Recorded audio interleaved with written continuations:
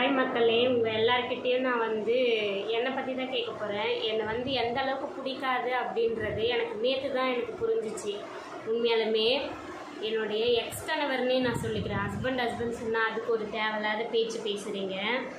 அவர் பார்த்தீங்கன்னா channel open பண்ணியிருக்காரு. நேற்று பேசின ஃப்ரெண்ட்ஸ், அந்த சேனல் பார்த்தீங்கன்னா ஒரு 200 சப்ஸ்கிரைபரும் என்னவோ தான் இருந்துச்சு நான் பார்க்கும்போது. அதுக்கு முன்னாடியே அவர் ஓப்பன் பண்ணியிருக்காரு போல். திடீர்னு நான் கண்டுபிடிச்சி உங்கள்கிட்ட சொன்னது உடனே இன்றைக்கி பார்த்தீங்கன்னா ஒரு 400க்கு மேலே சப்ஸ்கிரைபர் போயிருக்கு.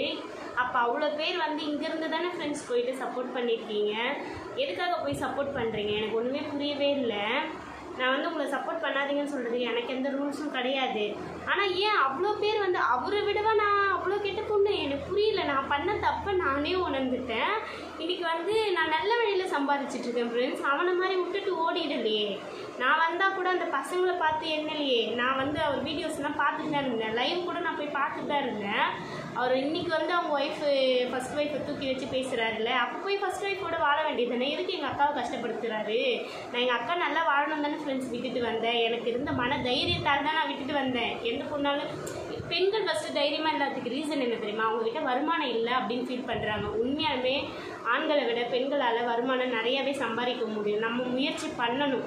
ஆண்கள் பெண்கள் அப்படின்னு எந்த ஒரு எப்படி சொல்கிறது பிரிவினையுமே கிடையாது. அப்படின்ட்டு எதுவுமே கிடையாது ஃப்ரெண்ட்ஸ் என்னை பொறுத்தளவுக்கு. ஆனால் எனக்கு ரொம்ப வலிக்குது. நான் ஏன் சொல்லணும்னு நான் நினச்சேன். நிறைய பேர் சொன்னீங்க, அக்கா நீங்களே ப்ரொமோஷன் பண்ணுற மாதிரி இருக்குது அப்படி சொல்லிட்டு. ஆனால் என்னை எதுலேயுமே என்னை நிம்மதியாக வாழ விட மாட்டாங்க ஃப்ரெண்ட்ஸ். நேர்லேயும் எனக்கு டார்ச்சர் இருந்துச்சு. நேர்லேயும் எனக்கு எதனா ஒரு விதத்தில் குறைச்சல் கொடுத்தாங்க. சரின்னு சொல்லி தனியாக பிரிஞ்சு வந்தேன். ஃபோன் கால்ஸில் நிறைய பிரச்சனை வந்துச்சு. அதையும் உங்கள் கூட ஷேர் பண்ணேன். இப்போ நான் சோஷியல் மீடியாவில் இருக்குன்னு சொல்லிட்டு இவ்வளோ நாள் ஓப்பன் பண்ண வேண்டியதை நாங்கள் இருக்கும்போது நான் சேனல் வச்சுருந்தா என்ன திட்டினாங்க. இன்றைக்கி இந்த சேனல் மூலயமா தான் எனக்கு 4 ரூபா சம்பாரித்து என் பிள்ளைங்களை நான் காப்பாற்றினேன். ஏதோ கடவுள் புண்ணியத்தில் வேலை கிடச்சி இன்றைக்கி நான் சேனல் ரொம்ப ஃப்ரெண்ட்ஸ் இப்போ நான் பேசி போகிறேன்ல, ரியலாக காசு இல்லை ஃப்ரெண்ட்ஸ். என்னோட மன அழுத்தம், என்னோட மன கஷ்டம், அதை தான் நான் உண்மையாக அமௌண்ட்டெல்லாம் இதுக்கு இப்போ வரவே இல்லை எனக்கு யூடியூப்பில். அதுக்கும் நிறைய பேர் கைத்தட்டி சிரிச்சிங்க. பரவாயில்ல, இதில் மட்டும்தான் சம்பாதிக்கணும்னு அவசியமே கிடையாது. மீடியாவில் பேசி தான் சம்பாதிக்கணும்னு எந்த அவசியமும் நமக்கு கிடையாது. கடவுள் கை கால் கொடுத்துருக்காரு. ஒரு கடவுள் புண்ணியத்தில் படிப்பு இருக்குது. இந்த படிப்புக்கு நான் உங்கள் எல்லாருக்கும் ஒரு நல்ல சின்ன எக்ஸாம்பிள் சொல்கிறேன். இது நான் ஏதோ ஒரு பதிவில் கேட்டது தான், நானாக பேசுறது கிடையாது. இப்போ ஸ்கூல் பொண்ணு ஒன்று சொல்லிச்சான். சரிங்க மிஸ், இங்கே பாருங்கள், சினிமா பாட்டெல்லாம் நல்லா மனசில் பதிஞ்சிருது. ஆனால் இந்த பாடப்புத்தகம் தான் மிஸ் என் மனசில் பதியவே மாட்டுது அப்படின்னு சொல்லிச்சான். அதுக்கு அந்த டீச்சர் என்ன பதில் சொன்னாங்க தெரியுமா? அம்மா, சினிமா பாடத்தை நீ படித்தனா சினிமாக்காரன் தான்மா சம்பாரிச்சுட்டு போவான்.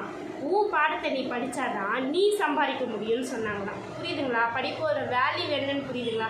படிப்பு என்றைக்குமே வேஸ்ட் ஆகாது. ஆனால் படிப்பை அலட்சியப்படுத்தாதீங்க. எனக்கு திமிரா இன்றைக்கி ஒரு அக்கா எனக்கு புரிய வச்சாங்க ஃப்ரெண்ட்ஸ். உன்னோட பேச்சு தான் மக்களுக்கு பிடிக்க மாட்டுது. நீ ரொம்ப திமிரா பேசுகிறேன். நான் திமிரா பேசலை, கரெக்டாக பேசுகிறேன். நீங்கள் எந்த பதிவை வேணால் ஓப்பன் பண்ணி பாருங்கள். அன்னன்னைக்கு இருக்க மனநிலைமையே நான் பேசியிருக்கேனே தவிர எதுலேயுமே நான் தப்பாக பேசினதே கிடையாது. உனக்கு திமிரான பேச்சு இருக்குது, அது இருக்குது. பாவமாக பேசணுமா ஃப்ரெண்ட்ஸ்? நான் கேட்குறேன். நான் எப்படியோ ஓப்பனாக அதை தானே நான் என்னை காட்ட முடியும். நான் நடிக்க முடியுமா? நிறைய சேனலில் அப்படியே ஸ்லோவாக இன்றைக்கி மார்னிங் நாங்கள் எழுந்தோம், சன்லைட்டை பார்த்தோம், சமைச்சோம், தூங்கணும்னு அழகாக போடுறாங்க தான். நல்லா தான் இருக்குது, பார்க்குறதுக்கு இனிமையாக தான் இருக்குது. அந்த மாதிரி ஒரு சந்தோஷமான லைஃப்பில் நான் இல்லையே. இருந்தேன்னா நானும் அதே மாதிரி போட்டுருந்தேன் ஃப்ரெண்ட்ஸ். தத்தளிச்சு போயிருக்கேன். இன்றைக்கி எவ்வளோ ஜாலியாக வீடியோ போட்டுட்ருக்காரு பார்த்தீங்களா? அதெல்லாம் பார்க்கும்போது நேற்றே நான் சொல்லிட்டேன் எனக்கு எவ்வளோ மன நிலைமையில் இருக்கிற அப்படின்ட்டு. என்னை பிடிக்கலன்னு நேராக வீடியோவில் சொல்கிறாரு. நீ என்ன என்னை பிடிக்கலன்றது? எனக்கே முதல்ல ஒன்று பிடிக்கல. சரியா? நான் சில ரீசன்ஸ்க்காக தான் ஃபோட்டோஸ் வச்சுருக்கேன் யூடியூப்பில். சில ரீசன்ஸ்க்காக தான் தாலி போட்டிருக்கேன். எல்லாமே என்னோடய பாதுகாப்பு தான். அது உன்னால் மட்டும்தான் இல்லை. புரியுதா? நீ என் வீடியோஸ் இவ்வளோ நாள் வாட்ச் பண்ணின்னு உட்காந்துட்ருக்க. இன்றைக்கி என்னை பற்றி பேசி டைட்டில் போடாதீங்க. தயவு செஞ்சு என்னை பற்றி பேசி டைட்டில் போடாதீங்க. நான் செருப்பு பிஞ்சிரும் நேற்று கமெண்ட் போய் கொடுத்தேன் ஃப்ரெண்ட்ஸ். நான் கொடுக்க தான் செய்வேன். சரிங்களா? இப்போ கம்ப்ளைண்ட் பண்ணி அவர் பிடிச்சி கொடுக்குறதால என் அக்கா லைஃப் தானே வீணாக போகும். நான் விட்டு கொடுத்துட்டு, அன்றைக்கி அவள் விட்டு கொடுத்து போனால் நான் வாழ்ந்தேன். இன்றைக்கி நான் விட்டு கொடுத்துட்டு போகிறேன். அவள் வாழட்டுமே நினைக்கிறேன்ல. அவங்களாண்டாவது போய் வாழணும்ல. போகமாட்டாரா? இவர் ஏதோ பேச்சுலர் ரோடு சேர்ந்துக்குமே போகமாட்டாரா? வண்டி ஓட்டி சம்பாதிச்சு அந்த காசெல்லாம் கடன் அடித்து முடிச்சுட்டு அதுக்கப்புறம் பொண்டாட்டி பிள்ளைங்களை பார்ப்பாராம். இப்போ இப்படி தான் லைவில் சொல்லிட்டு இருக்காரு. ஆனால் நிறைய பேர் எனக்காக போய் கமெண்ட் கொடுத்தீங்க. அவங்க எல்லாருக்கும் நான் ஃபஸ்ட்டு தேங்க்ஸ் சொல்லிக்கிறேன் ஃப்ரெண்ட்ஸ். உண்மையாலுமே நான் நன்றி சொல்லிக்கிறேன். ஆனால் அவ்வளோ பேர் என்னை வெறுக்கிறீங்க. அவரையும் என்னை மட்டும் கம்பேர் பண்ணிங்க. எங்கள் அக்காவை இதில் கொண்டாடாதீங்க. அவரையும் என்னை கம்பேர் பண்ணுங்கள். கம்பேர் பண்ணும்போது நான் அவ்வளோ கெட்ட போனேன் ஃப்ரெண்ட்ஸ். அவரை விட என் மனசு ரொம்ப வலிக்குது ஃப்ரெண்ட்ஸ். சின்ன வயசில் ஏமாந்து போனேன் ஃப்ரெண்ட்ஸ். 9வது படிக்கிற வயசில் ரொம்ப, அதுவும் எங்கள் அப்பா அம்மா மேலே இருந்த அன்பால் வந்த காதலாக தானே. எங்கள் அப்பா அம்மா காட்டின இவன் தான் மாப்பிள்ளமா, இவன் தான்மா நீ கல்யாணம் பண்ணிக்க போகிறேன்ட்டு.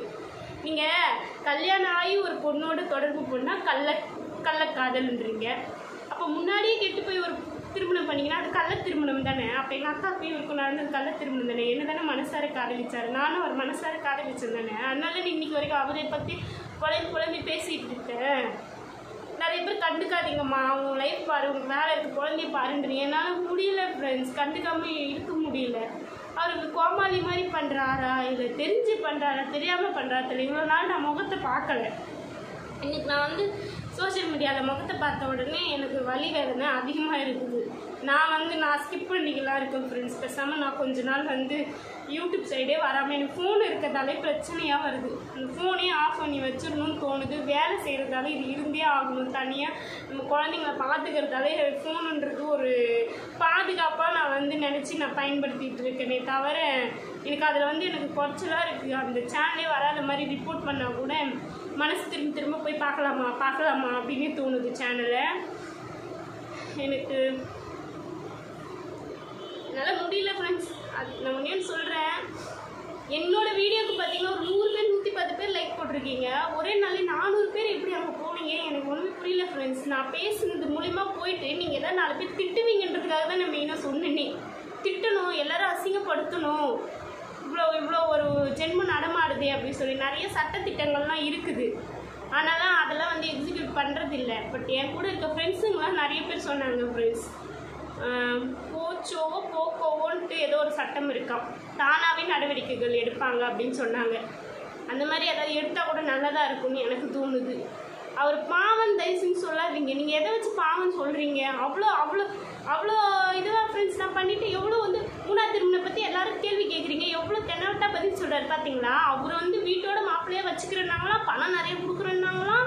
இவர் வந்து போலையாம். அது சாதாரணமாக எப்படி சிரிப்பு வருதுன்னு தெரியல. ஃபஸ்ட்டு சிரிச்சுக்கிட்டு வீடியோ போடுறாங்க ஃப்ரெண்ட்ஸ். எனக்கெல்லாம் வந்து நான் எவ்வளோ போல்டாக இருந்தாலும் நான் வந்து டான்ஸ்லாம் ஆடி ஷார்ட்ஸ் போட்டு ரொம்ப நாள் அது பார்த்தீங்களா. என் மனநிலைமை அதுக்கு போகவே மாட்டுது. எப்படியாவது மோட்டிவாக ஆகணும், எதாவது பண்ணணும்னு தோணால் எனக்கு யூடியூப் சைடு வரவே தோண மாட்டுது ஃப்ரெண்ட்ஸ். ஏற்கனவே சுத்தமாக வர தோணலை. நான் ஏதாவது நல்ல வேலையில் கொண்டு போகணும், யூடியூப் சேனல் பற்றிலாம் சொல்லிக் கொடுக்கணும். எக்கச்சக்க விஷயங்கள் தெரியும், எதையாவது சொல்லிக் கொடுக்கணும். ஆனால் இப்போ இன்னைக்கு நினச்சி ஃபீல் பண்ணுறேன் ஃப்ரெண்ட்ஸ். அது இந்த அளவுக்கு ஒரு வீடியோ போடுறாரு எல்லாமே பண்ணுறாருன்னா நான் தான் காரணம். நான் தான் சொல்லிக் கொடுத்தேன் என் கூட வாழும்போது. இப்படி பண்ணணும் அம்மா, ஷார்ட்ஸ் இப்படி பண்ணணும், கொலாபி இப்படி பண்ணணும், எல்லாமே நான் தான். இன்றைக்கி அதுவே நான் என் தலையில் நானே மண்ணை வாரி போட்டுக்கினேன். வாழ்க்கைன்னு ஒரு மண்ணை வாரி போட்டுக்கினேன். இப்போ சேனல் நடத்தி சேனலில் ஏற்கனவே 2-3 பேர் என்னை பற்றி அசிங்கமாக பேசி வீடியோ போட்டாங்க. அவங்களாம் வந்து சின்ன ரொம்ப வியூஸ் போகாத சேனலாக இருந்ததால் வெளியே வரல. இப்போ இவர் வந்து நேற்று நான் பேசினது தான் தப்பாக போச்சு. அதனால் எனக்கு நானே தண்டனை வாங்கி இந்த மாதிரி இங்கேருந்து போய் மொத்த பேர் அங்கே போய் திட்டுன்ற பேரில் ஆனால் நாங்கள் உங்களுக்கு சப்போர்ட் பண்ணுறோம், உங்களுக்கு நாங்கள் எல்லாம் பண்ணுறோம், நீங்கள் தனியாக வாழுங்க, எதாவது பண்ணிட்டு போட்டோம். என் பசங்களுக்கு தேவை வந்து செய்யணும். நான் என்னால் செய்ய முடியும் ஃப்ரெண்ட்ஸ். அவங்கக்கிட்ட பிச்சை எடுத்து 10 ரூபா வாங்கி தான் சாப்பிடணும்னு எனக்கு அவசியம் கிடையாது. ஆனால் மனசு உறுத்துதில்ல. இந்த மாதிரிலாம் நீ வந்து எல்லா தப்பு தண்டாவும் பண்ணிவிட்டு நான் ஏன் இந்த வயசில் இவ்வளோ தண்டனை நான் ஏற்றுக்கணும்? எனக்கும் வாழ வேண்டிய வயசு தானே. எனக்கும் புருஷன் கூட வெளியே போகணும், வரணும், பிள்ளைங்கள்லாம் ஜாலியாக எங்கேயாவது மாதத்தில் ஒரு நாள் கூப்பிட்டு போகணும். வாழ்க்கைனா ஒன்றுமே இல்லை ஃப்ரெண்ட்ஸ். வாழ்க்கைன்றது பெருசாக சராசரி மக்களோட ஆசை என்னவா இருக்க போகுது யோசிச்சு பாருங்கள்.